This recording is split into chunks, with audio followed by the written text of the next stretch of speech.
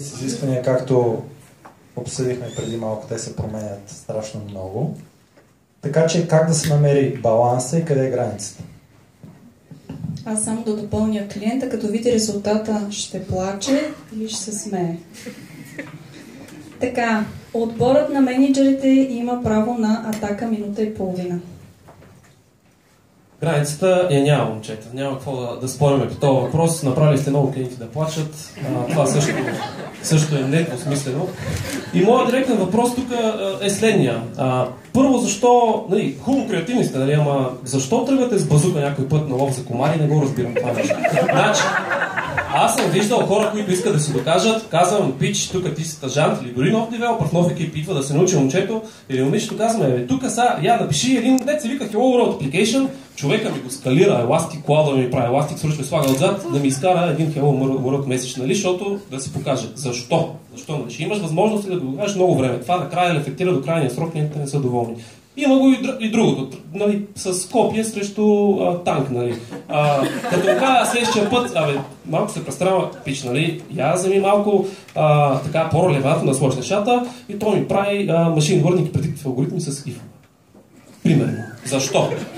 Защо го няма баланса? Защо се изпада в крайности? Малко има тук и така засегаемостта на девелоперите. Като кажеш нещо, и това бялото веднага на черно скача. В оставащите 15 секунди набързо ще подплата с статистика тезата на Георги. А именно миналата година Forbes излезе с статистика за провалите на стартъпи в Silicon Valley и 42% от стартъпите, от техническите стартъпи, технологичните стартъпи умират, защото няма нужда за техния продукт или защото свършват парите по-бързо, отколкото те са очаквали. В този случай се дефинира един термин инжиниринг ентусиазъм driven компании. Мисля, че разбрахте. Благодарим на менеджерите. Отборът на програмистите има 3 минути за защита. Ние, разбира се, като програмисти, естествено сме супер ентусиазирани да пробваме нови неща, няма спор. Но в крайна сметка, вие какви сте менеджери, че веднъж на този по-голям период се допитвате от вашите програмисти какво са деливърнали, как изглежда продукта, който са направили, какви неща, първото, че не ви работа, какви неща точно сме използвали, защото в крайна сметка това е доста техническо решение. Ние, щом сме преценили, може да сме решили, че така по-лесно дългосрочно ще ви спестим време и така нататък. Което, разбира се, обсъжда. Смисъл, ние, разбира се, тези неща ги обсъждаме като цяло. Не пускаме ни изискване да си отидем след 2 седмици спринт или една, или месец, или 2 години, както казваш, да се върнем да видим какво е станало. Общото говорим постоянно за състоянието на нещата. Така че... За да говорим постоянно митинги, трябва само да кажа. По една на ден. Така, граница има между креативността и границата е в това до каква степен програмиста е във власт да измени изискванията. Ако няма изисквания, вие давате пълна власт на програмиста. Значи проблема в твоите примери е, че ти си му казал на човека, направи Hello World, обаче не си го дал абсолютно никакъв контекст. Ако той не ти зададе уточняваш въпрос, как го искаш, за напред ще ползваш ли много пъти Hello World, това само за днеска ли, утре ще го изтриеш ли? Ако ти уточняващи въпроси ги няма, не е добър програмиста. Ако ти не очакваш уточняващи въпроси, не си добър като менеджер. Ако той каже добре и се седне и се затвори в пещерата, там и почне да копа, ти трябва да си притеснен.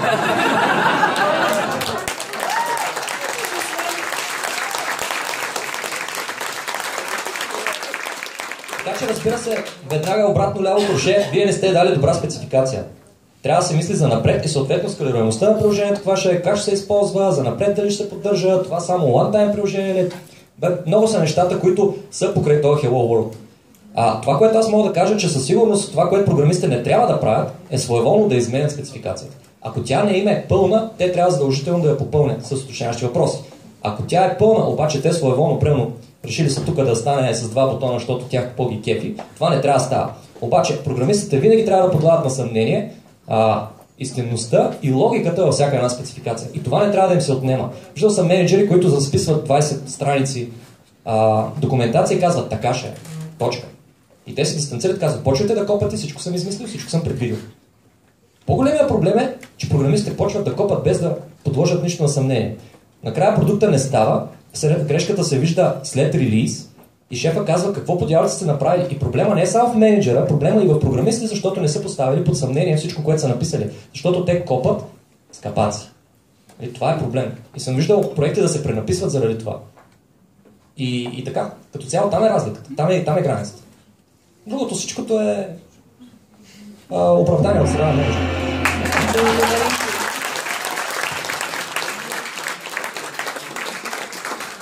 Моето заключение е, че колкото по-неясно дефинираме изискванията или липсва спецификация, толкова по-креативни можем да очакваме, че са девелоперите. И на мен ми направи впечатление тук на колегата за срещите, но всъщност девелоперите взимат решения, ако ги чухте. Те взимат решения, когато са креативни и няма спецификация. И не е работата на менеджера да ги пита вие защо сте избрали тая технология, защото те са взели решение за нея, така че да не се скатават от утре. Добре, журито има възможност в рамките на по минута и половина да коментира рунда. Виктор Билянски. Аз съм много доволен от този рунд, да бъда честен. Менеджерите започнаха изключително силно и в един момент дори бях помислил, че поставиха в нокдаун програмистите. Но тогава обаче Краси явно е тренирал доста, не знам дали с Пулев или с кой. Така, има като неговите ръкавици, успя от някъде да се съвземе и да върне много обратно ляв-прав, който беше много изненадващ за менеджерите. Те вече си помислиха, че са победили. Така че за мен е този рунд в последния момент, точно буквално в 12-тия рунд на боксовата среща, програмистите успяха да изравнят и така броя на ударите са равни, така че ще трябва да се вземе доста трудно решение. Благодарим ти.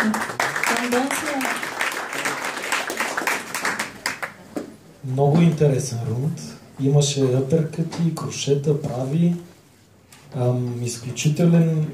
Повтарям мнението на Билянски, че изключително силно започнаха менеджерите, след което програмистите много добре се защитиха, върнаха така енергията, която в началото леко като че ли бяха изгубили, но много добре се разви втората част на втория рунд, явно след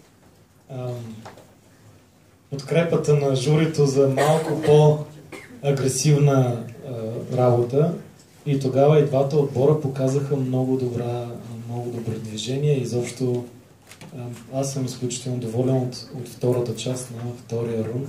За мен беше много интересен. Ще видим накрая какво ще се получи. Благодарим ти. Така, балансираха се нещата. Аз за креативността много се надявах някой да спомене примерно Google като пример или някакви подобни компании, които дават свобода на програмистите си да правят каквото си искат, нали, в някакъв процент от времето си. Въпреки това постигат като компания много добри резултати. Смятам, че един такъв елемент липсваше тук, за да са наистина удара да беше нокдаун. Но иначе, от гледна точка на честа промяна на requirement-ите, там е трудно, нали, да скачаш срещу как да кажа, клиента, който те храни и да казваш, не, ти си в грешка, няма да ти слушам твоите желания и да ги изпълнявам. Но добре се представиха програмистите и като цяло смятам, че са получили доста балансирано. Благодарим ти.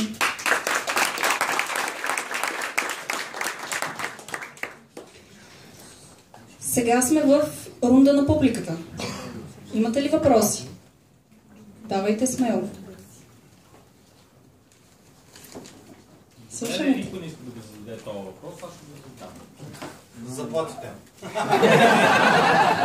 Ей, това ми е следващото. За скръмаджията и скръмаджийката. Скръмаджийката, да разбрах. Има ли... Префразирам въпроса. Той към менеджерите или към девелоперите, защото девелоперите също могат да имат предпочитания към жена скръмаджийка спрямо мъж скръмаджия. Ние сме професионалисти и работим при всяки условия. Тъй като, за съжаление, в нашата индустрия все още е предиминантна за мъже, както знаем, един мъж най-много слуша една жена, така че не виждам какъв е по-добрия вариант. Още повече, да. В интерес на истината, ако трябва да дам сериозен отговор, първо е отличен опит. При мен в 2 екипа това се е случвало. Дори приятелката ми е Scrum Master в екипа и нали, аз съм малко баяст, но мога да кажа, че чисто начин на мислене и типа на работа, която се изисква от един Scrum Master, именно да много да свичва различните таскове, да има мултитаскинг, честно казано, по мое наблюдение се отдава повече на дамите. На мен този отговор ми харесва. Нищо няма да казвам. Други въпроси има ли? Слушаме. Формула за универсалния естимейт. Има ли формула за универсалния естимейт от страна на програмистите и от страна на девелоперите? Според нас универсален естимейт няма. Това е един процес, който е супер индивидуален за хора, за екип, за менеджер и това е нещо, което просто добрия екип заедно с добрия менеджер се нагажат едни към други и просто успяват заедно да вървят напред. Но универсално да кажеш най-малкото различните хора за различните проблеми използват различно време за да ги свършат. Така че просто е силно индивидуално. Дай пример. Да, давам веднага пример. В повечето екипи, в които съм бил, особено последните 3 години, 5 години, 10 годишната ми кариера, сравнено с някакви по-младши хора, обикновено силно варират естиметите, които се дават. И това е напълно нормално. Просто различните хора за различно време биха го свършили. И е въпрос на опит и на много естимиране заедно, най-важното е заедно, за да може всички заедно да се нагодят към някакво средно за екипа, например. Или от друга страна, тук вече менеджерите могат да се включат и зависимост зависи от процеса на работа, но ако не е такъв, който хората свободно си вземат таскове, както е в по-гъвкавите методологии, ако е нещо, което менеджера идва и преценява, че този човек ще го свърши по-ефективно, тогава вече това, което може да се направи, менеджер да естимира с отделните хора или отделен човек или група от хора, с които е решил, че този таск трябва да бъде свършен. Но пак това е силно индивидуално, няма универсална рецепта, е просто иска практика, иска опит. Пак стигнахме до това, че менеджера е той, дето трябва да отиде да естимира и аз питам, ако менеджера не програмира и не знае какво трябва да направи, как естимира? Не, менеджера не е нужно да естимира. Той е нужно просто да си познава хората. Може и само покер да може да играе, пак ще помогне. Аз искам да допълня нещо. Може да няма универсална формула, обаче има много добър начин да достигнем до най-близкия възможен правилен естимейт. Сега, като цяло естимейшън е уравнение с адски много неизвестни. И така иначе то не може да се реши точно никога, почти никога. Обаче можем да махнем максимален брой неизвестни от това уравнение, за да достигнем до максимално близък естимейт. За да махаме неизвестните, първо нещо, което виждам аз като грешка от много програмисти е, че те не се замислят дали това, което трябва да естимират, вече са го правили. Значи, първият въпрос, който трябва да се замислиш е правил ли съм го. Ако не си го правил, си тотално в чужди води и трябва много добре да помислиш да си дадеш хубави буфери. Ако си го правил, второто нещо, което можеш да направиш е веднага да се поставиш това, което си правил, с това, което се налага да правиш те първа и да видиш къде са подводните камъни. Като цяло има си алгоритъм, просто много хора не се замислят и си казват 3 дена. И ако само сте го чували, но не ви е минало през ръцете, а само през очите и ушите, не сте го правили. Трябва да сте кодили това нещо, за да можеш правилно и сравнително близко добре да го естимирате. Затова решението е опита, защото с опита идва многото кодене, многото минаване на различни проблеми през ръцете и това е начинът. Така че, да. Да чуеме менеджерите. Ами добре, кратки отговор е 3 неща. Три техники. По-менеджерски. 3 техники за успешен естимейт.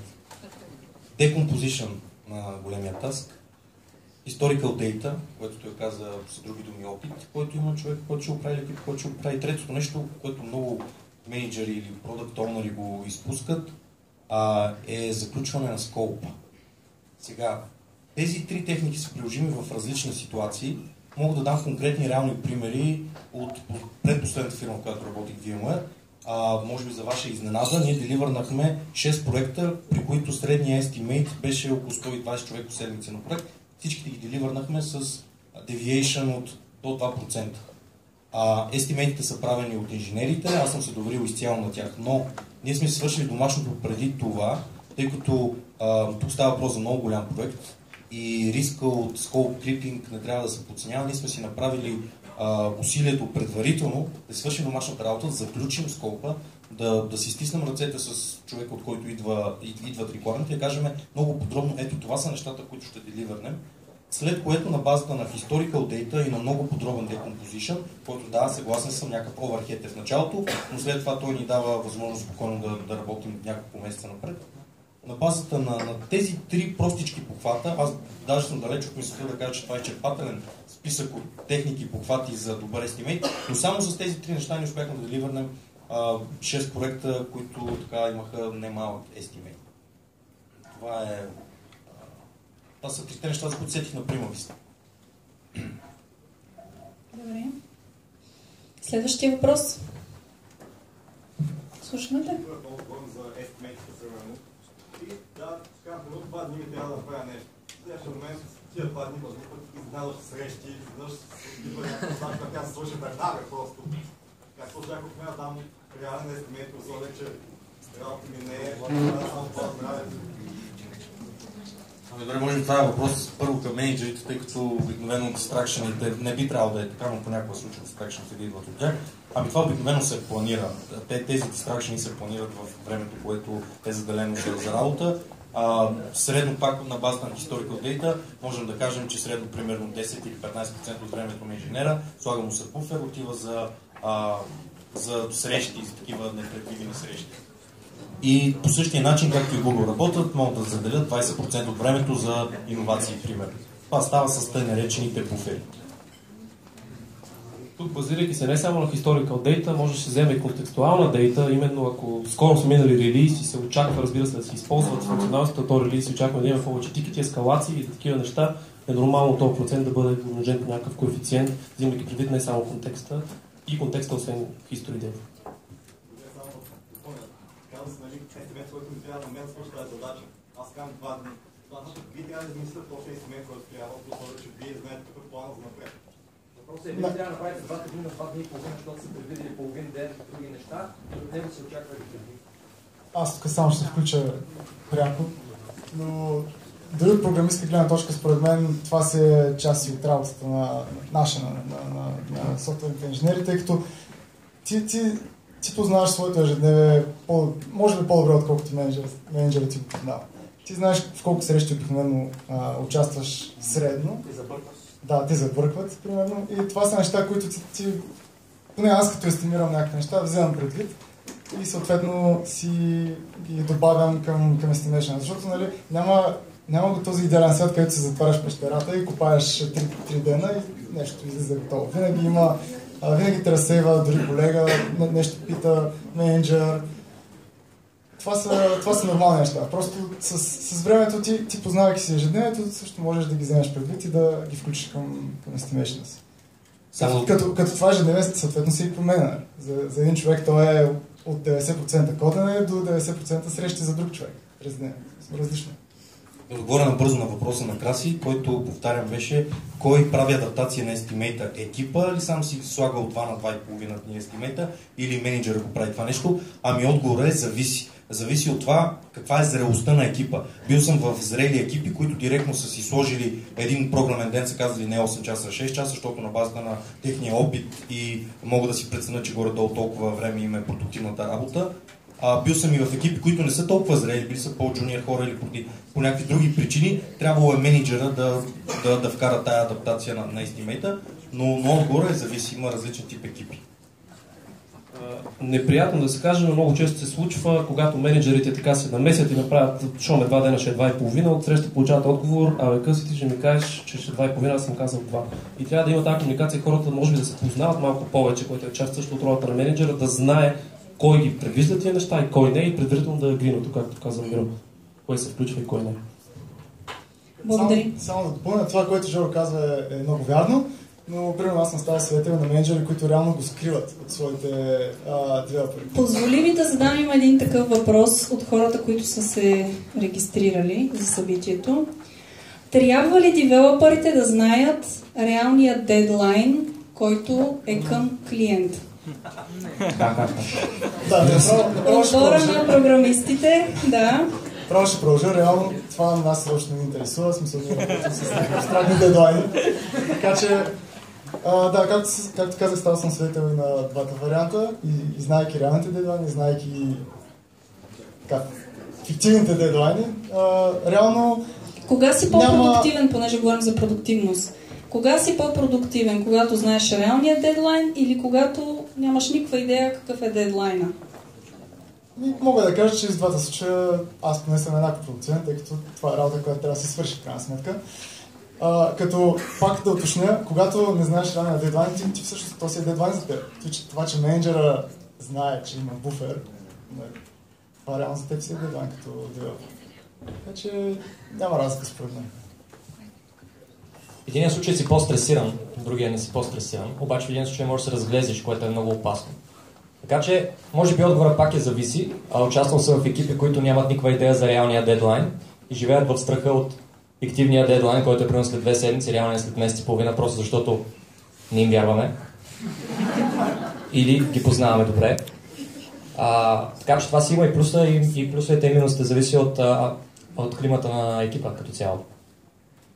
Цяло според мен наличието на фиктивен дедлайн е по-скоро някакъв сигнал за недоверие или в екипа, което говори за недобре функциониращ екип и за поле за изява и оптимизация на работата на този екип. Дали било от страна на програмисти или от страна на менеджери.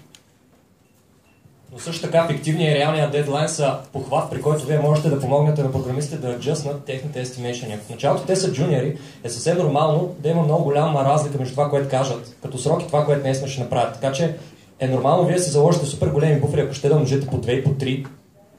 Аз буквално съм можал по 3 време. Стига да позволява клиента, разбира се. Обаче по този начин можете да покажете грешките на хората, защото най-добрият начин те да се учат е да се учат от грешките си. Когато те закъснеят и дойдат, си мислят, че ги уволните, защото вие всъщност им кажете, айде сме ликса над тебе, ама назад си знаеш, че това въобще не е афектирало на проекта. Това учи съответно програмиста. Така че по този начин ти инвестираш малко време, за да вдигнеш малко нивото на програмистите си. Да чуем менеджерите. Много ми харесва, че започвате да звучите малко като менеджери.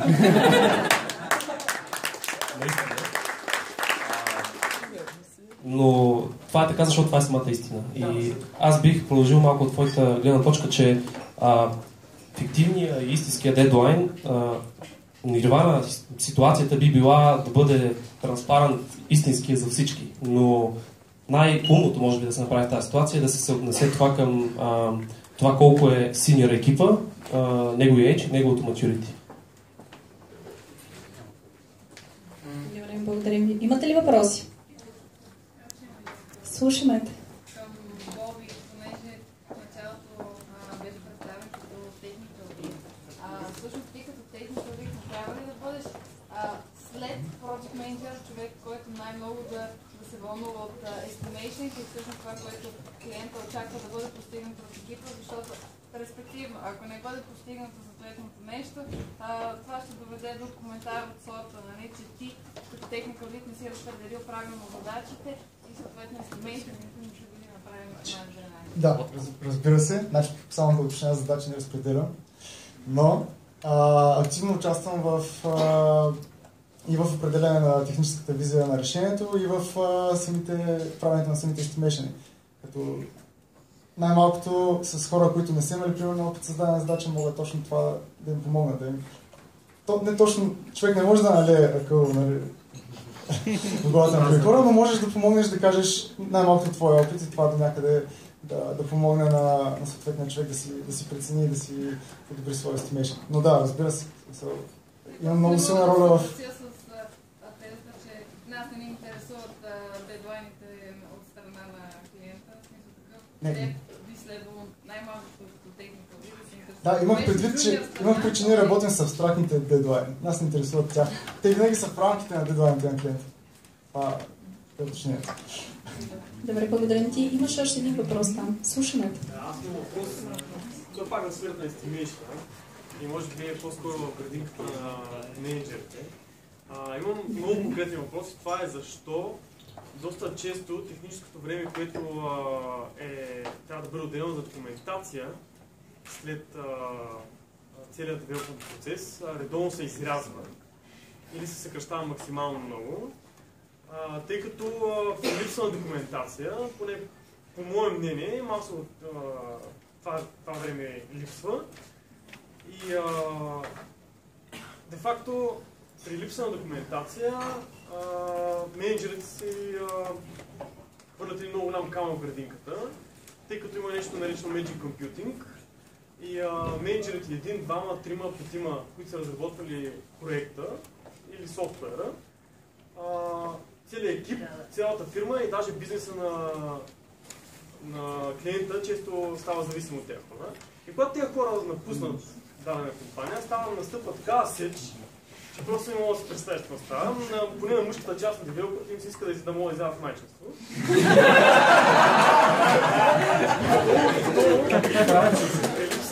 Позволяваш ли ми да те цитирам? Липса на документация, която не би трябвало да е повече от максимум 10-15% от целият девелопмент тайм. При липса на документация, то се получава един джуниор ритма и той почва, тъй като няма документация, той почва да пита лид девелоперите и синьор девелоперите. Те от своя страна се ядосват, казва се едва готов за кого някой не коментира. Менеджера страна, фирмата страна и клиента страна. Добре. Формулирам го последния начин. Освен продуктивното време, което е за свършване на задачата, всичкото друго, което е около него, аз няма да слагам само документация, може би са и някакъв вид тествания на резултата на задачата, защото така, quality-то може да го посъкратим, девелоперът да си поизтества отгоре и клиента да разбере в края на деня, че получава нещо съвсем различно. Така че въпросът към менеджерите е какво правим в тия ситуации? Предполагам, че говориш за документация на кода, не за документация на продукта. Техническа документация, да. Техническа. Техническа. Ако говорим за документация на кода, това, което трябва да се вземе в предвид е, че това е част от изработката на дадено стори, от разработката на даден таск. И когато се дава един естимейт от инженери или от екип от инженери, трябва да се вземе в предвид времето за документация. В настоящата ми фирма, понеже работи с по-джуниор хора, не един или два пъти ми дават някакъв естимейт за дадена задача и аз излично го питам, защото съм по-опитен от тях и съм бил и програмист и знам, че няма да успея да го направят за това време. И ги питам, включихте ли в естимейта юнит тестове, включихте ли в естимейта документиране на кода и има други такива дребни задачи, които трябва да влезат в самия естимейт. А естимейт идва от инженерите. Ако сте попаднали в тази ситуация, може би правилният въпрос е защо времето за писане на тая документация не е било изчислено поначало в естимейт. Аз тотално споделям това, което Миро каза и за мен лично документацията към кода и коментари и всичко е част от писането на кода. А ако говорим за документацията към продукта, т.е. как да се използва, къде какво да се кликне и така нататък, това е едно от най-важните неща, защото представи си, това е все едно да си купиш една книга без текст вътре. То е книга, цяло entity има функционалност, разгръща се, мога да скъсаш, мога да използваш за най-различни неща, но вътре няма текст, няма контент. Тоест, едното без другото по никакъв начин не може да работи и това трябва да се предвиди също. Аз да допълня въпроса, понеже имаме атака от програмите. Да, леко удар под кръста. Масово се пести от документация. Пести се. Аз съм бил свидетел на менеджери, които казват, не дей писа документация, нямаме време. Така че вие казвате сега вашата позиция, че всеки менеджер трябва да очаква от програмистите estimation да включва и документация. Това трябва да е добра практика и смятате ли, че всяка уважаваща себе си софтуерна фирма трябва да има менеджери, които да изискват и да очакват писане на документация по всеки продукт? Ако го кажете, аз ще се съглася с вас, защото съм на това мнение, но наистина има практики, при които документация не се пише, защото няма код и защото, в кавички цитирам, ще се оправим. Никога не се оправяме, защото програмистите няма се пенсионират в тази фирма, които са създавали основния кор на приложението и се случват ситуации, които сте ги описали.